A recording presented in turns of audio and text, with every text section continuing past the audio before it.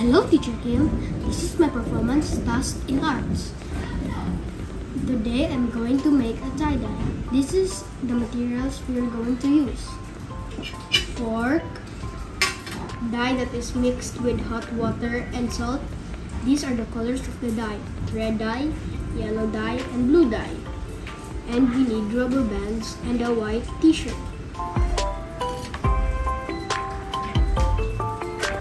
Now let's start.